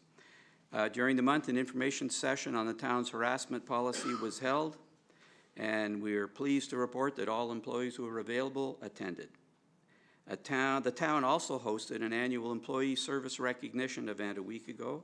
The following is a list of the employees and their years of service attained. Barry Hicks, 40 years. Now, some of you may not remember him, but because he retired in the spring. Jacqueline Archibald, after 20 years. Did I say 40 years? I mean, that's a lifetime. Jacqueline Archibald, 20 years. Angela Hasty, 20 years. Barb Smith, 15 years. Mark Adams, 10 years. Todd Cole, 10 years. And Philip Wasilki, 10 years. It was a good year 10 years ago. The fire department also hosted their annual awards and service recognition event. Congratulations go to members who reached various service milestones, as well as those who received special recognition awards from their peers for the special accomplishments within the department. 2 matters in labor relations relating to vacancies have been referred to arbitration, and that's the report. Any questions on the report? Hearing none, we'll move, no motions, we'll move to corporate affairs. Councillor Butcher. Thank you. The report can be found starting on page 67. We met on November 29th, and the highlights and initiatives are as follows. Staff continues to assist the Engineering and Public Works Department on the Lawrence Street Stormwater Mitigation Project. There was a public meeting pertaining to the environmental impact assessment for Phase 2, and it was held on Thursday, November 23rd at 7 p.m. here in Council Chambers. Our consulting team, being led by Crandall Engineering, is actively engaged in the process with the New Brunswick Department of Environment and Local Government. A tentative plan pertaining to the Crown Reserve Road in the Stanley Drive area has now been registered, and we will be evaluating options for its future use in the coming year. Our land use and functional planning study for Exit 506 is now well underway by Acoustics Planning and Design, and the consulting firm is leading the project. The kickoff meeting was held on November 16th, and the consultant is scheduled to undertake a variety of interviews and stakeholder meetings, including a workshop with local Exit 506 community groups and a public session, which actually happened last week. That was really well attended. Staff continue to progress the projects included in our 150 funding under the Municipal Development to Commemorate Canada 150. We've received an extension on the project until March 31st. Nonetheless, each of the 6 projects are progressing very well. 2 of the 6 projects are now completed: the shade structure in Memorial Park and the improvements made to the Sackville Cemetery, which is home to Dr. George Stanley's gravesite.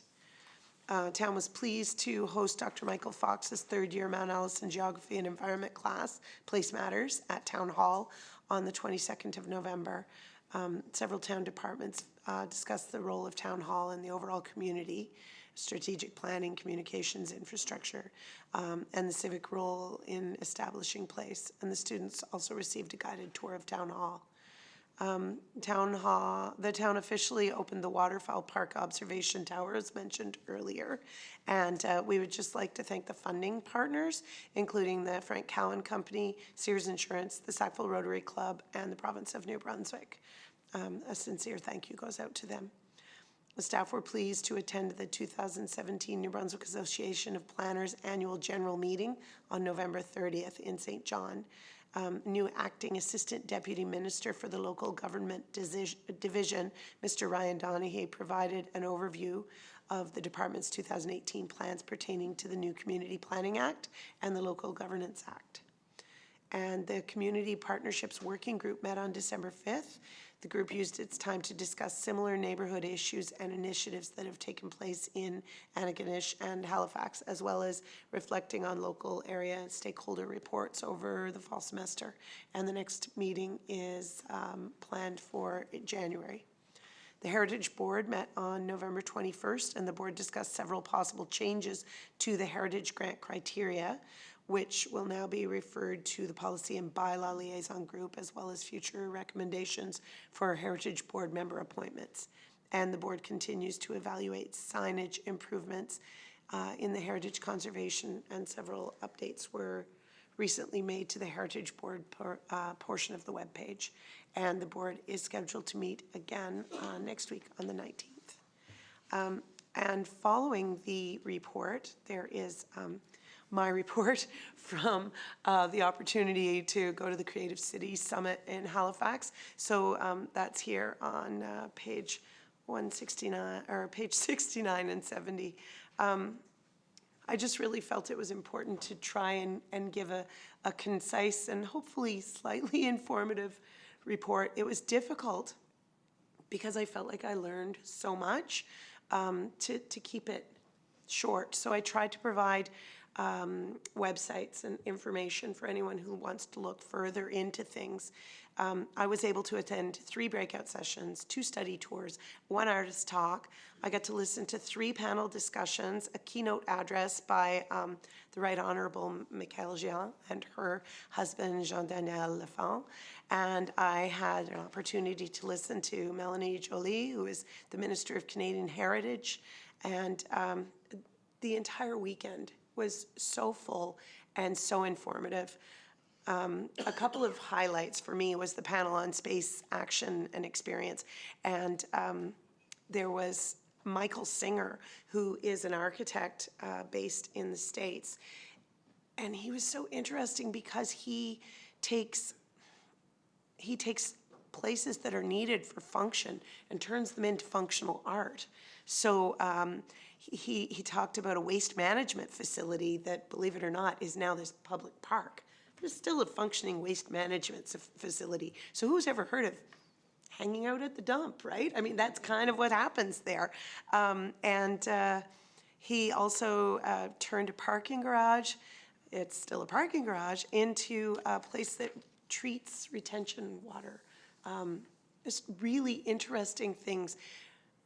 I think sometimes people think of public art as being an extra, something you want to add, you know, you'll stick something there on and give it that aspect, the art. But he makes it functional art. So that was really enlightening, a different way of looking at things for moving forward for us when we need to be doing things. Maybe we can look at making them beautiful and functional in more ways than the initial purpose. And the other thing that I found really interesting about that panel was listening to Julian Sleeth, who is the CEO of Toronto's Bentway project, which I wasn't at all familiar with, but it's the Gardiner Expressway, massive highway stretching through Toronto with all this basically unutilized space underneath. So they're taking that space and turning it into a 2-kilometer stretch of public space park. It's going to have a skating path on it so that people can skate underneath it. It's going to have spots for public performances and things like that. So it's taking this ugly patch of the city and turning it into a public space to use. And I was enthralled through the entire thing, just listening to how we can take those things we need and do even more with it. We're pretty fortunate here that we have a lot of space, but why not make our spaces multifunctional? The other thing that I was really, really taken with was a study tour called Boats on the Water, Fire in the Sky. It turned out being an absolutely beautiful fall day when we got to do this boat tour up the harbor, and it was focusing on the Halifax explosion. But aspects of it that I wasn't familiar with. It focused on Turtle Grove, which was a Mi'kmaq settlement, and Africville, and what had happened to those communities in the aftermath of the explosion, because of the explosion. It was really informative and thought-provoking, not only because I learned some new history, but it made me realize that our history is through the lens of our own biases, and that the history we know is not the only history. So, you know, we need to start thinking about that and putting some thought and perhaps research into what we know to be true, but to make sure we're showing the other parts of it too. It was a wonderful, wonderful conference, and I thoroughly enjoyed it. So if anyone has any other questions about it, would like more information, I would love to chat about it. Thank you. Thank you, Councillor Butcher. Did you participate in the Sculpture Award? Yes, oh yes. Wanna make- Well, we talked about that briefly at the last council meeting. So we were awarded a national award for our Heron's Walk sculpture that's down in front of the Salvation Army. There were, perhaps Jamie can give a bit, there was 6, 7, 8 awards given out, and they were all given to big places, like Victoria, and we were just little old Sackville right in there with the bigwigs, and it was pretty exciting. The other thing that kept coming back constantly was that whenever any of the people that were taking part of it, who were primarily town staff, heard that there was a councillor along, they kept saying, wow, that's so great. And I think it was pretty great for me because I really learned a lot. And I'm hoping that that will come through in my role here and what I can do for the town. But Jamie, do you have anything to add? Because Jamie was there too.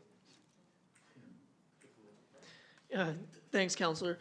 I guess it was a really unique opportunity. I guess we're you know, a member of staff gets to go and attend a conference with a councillor. So it was it was great because we literally split up during the breakout sessions, so we got to cover some additional ground. I think for me the highlight was the opening remarks by Mayor Savage, who of course is the mayor of HRM, and his inspirational words on the role of arts and culture. And we don't have to look very far here in Sackville to recognize how lucky we are. And you know, as recently as Friday night, I had the pleasure of attending the Struts Gallery and Fawcett Media Center member show.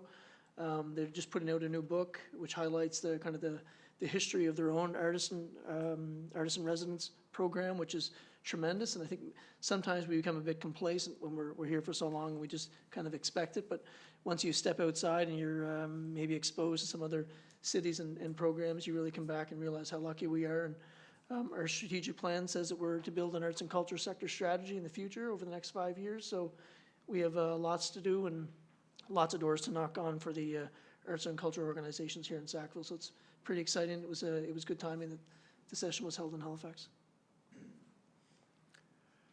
Thank you both. Very good report. We look forward to those innovative ideas coming forward on all fronts afterward. Any other questions from council? And hearing none, it takes us to new business, of which there is none, and so to questions from press.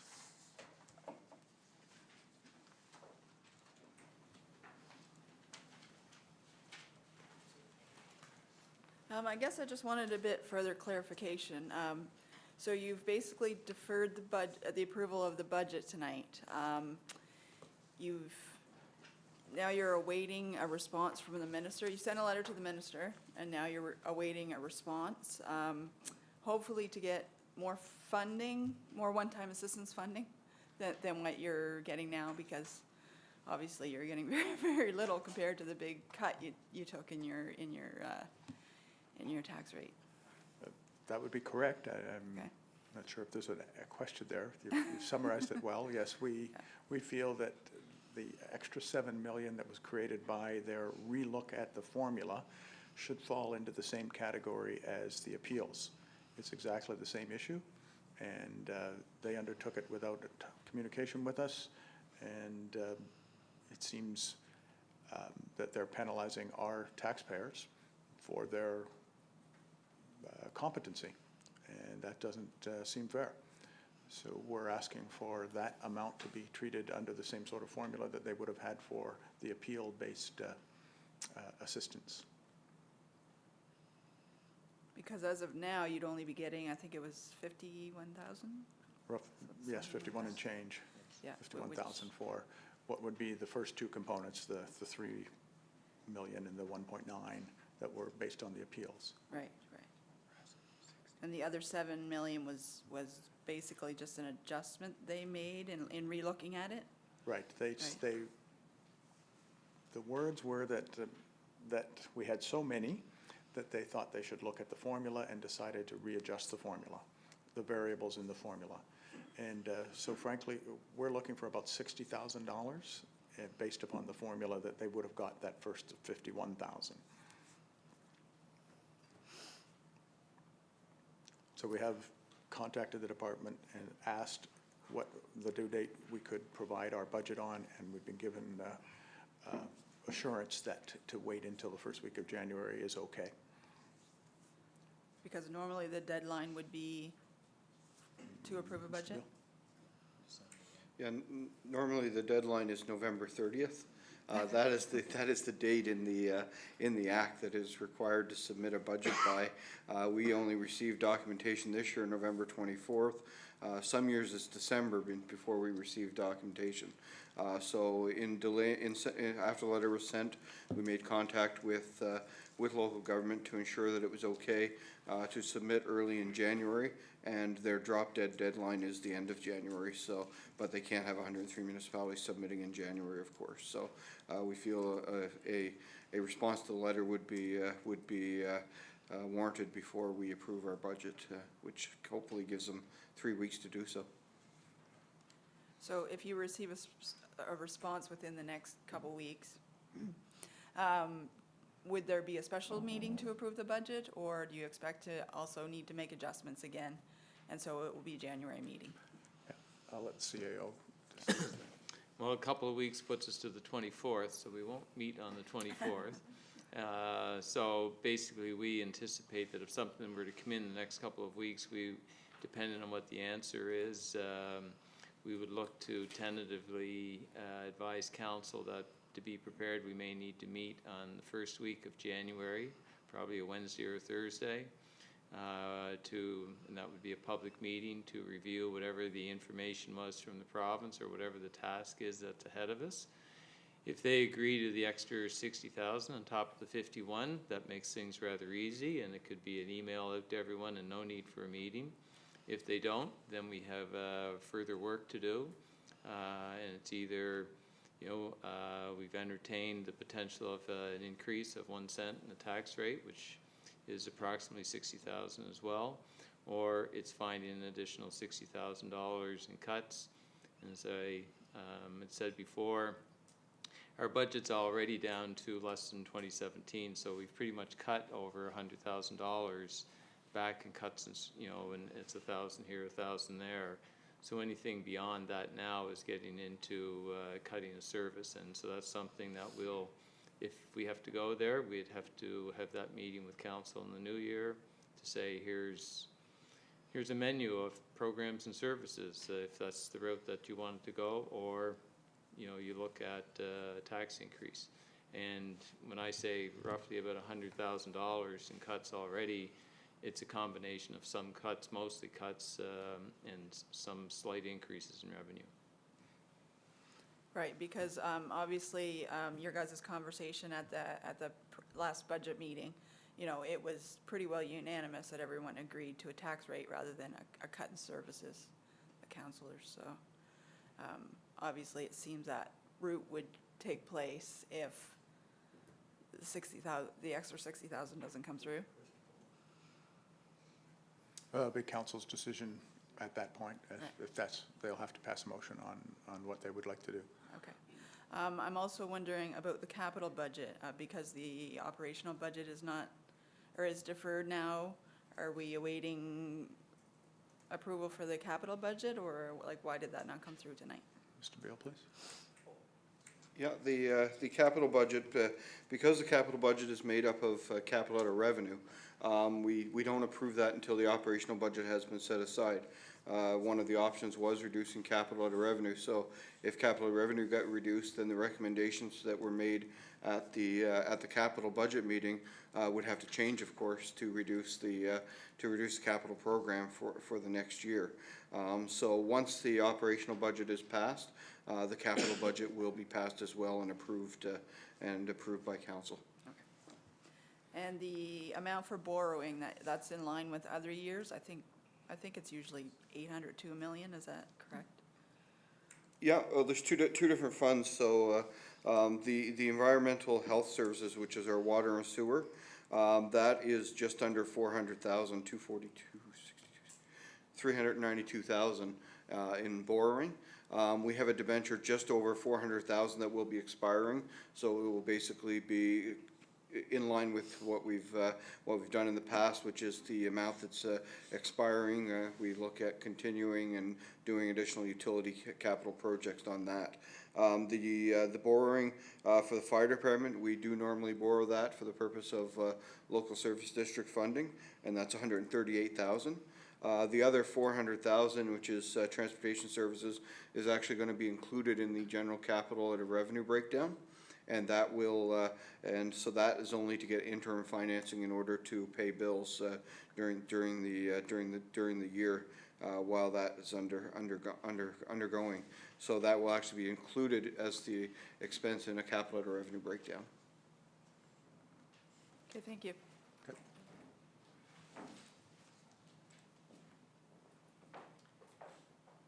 Yeah, I have a few more questions for clarification. That $7 million figure, as I had understood it before, that was assessments made in the previous year. Am I right about that? That they went back and looked at the formula again and then reduced the town's assessment by $7 million. Yeah, there were three components to the reduction. The first was about 3.7 million was identified up to October, then in appeals. Then they indicated that they still had remaining appeals to review towards the end of the year, the final 2 months of the year. They said anticipate that it will be at least 1.9 million, and actually they said that they felt that the 1.9 was comfortable with the work they had left to do. But then that was all the information that was provided in October. And then in November, the 24th or of November, whatever the treasurer had indicated, received the information. At that time, there was an additional $7 million reduction in the overall assessment.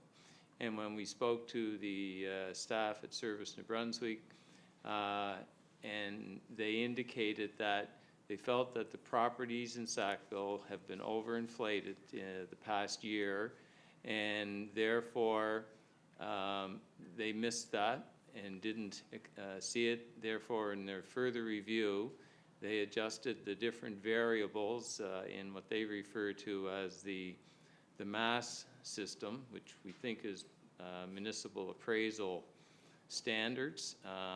Part of that is how much property sold for in a neighborhood.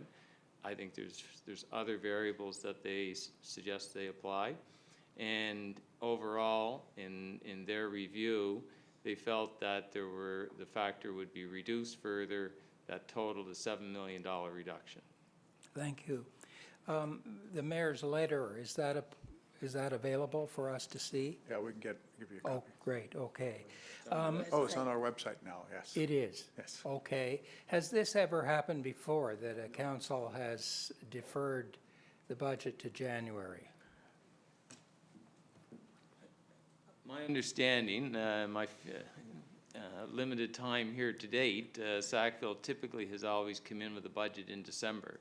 That's not to say that it's a drop-dead date. A lot of municipalities in New Brunswick bring in their budget in January as part of their normal course of business. Some do it earlier in October, November, December. So it's, you know, that's when we've done it.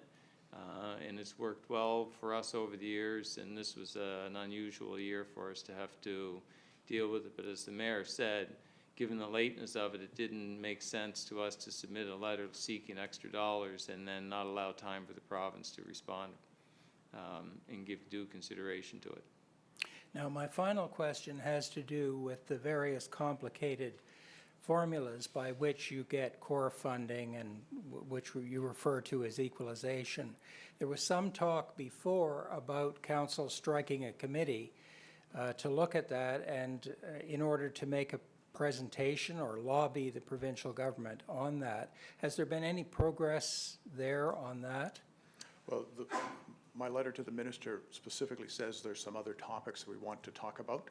And when we saw the cumulative table that they released, you'll see the equalization components were varied wildly, quite frankly, amongst the, when you look at the nature of the towns, it varies tremendously.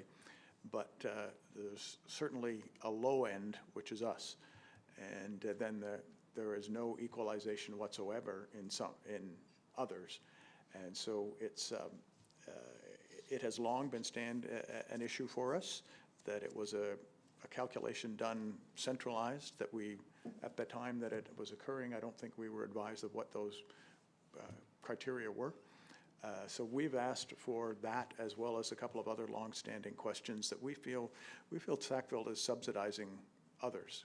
We feel that we're subsidizing Mount Allison by not having their population of students calculated in the equalization.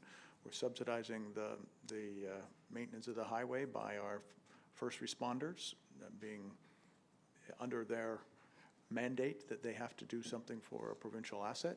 And we're subsidizing, geez, I'm missing the third element there, LSDs, because there's a criteria on how much we're allowed to charge them, and it's not the actual cost of the services for fire services. So those are all elements that our taxpayers are paying.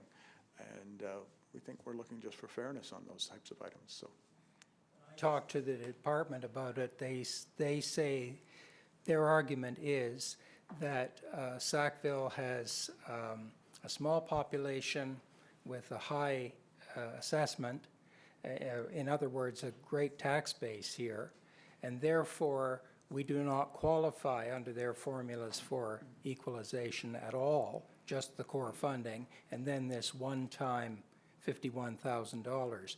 What would you say back to them when they say, as a town, Sackville is very fortunate to have the tax base it has with the population it has?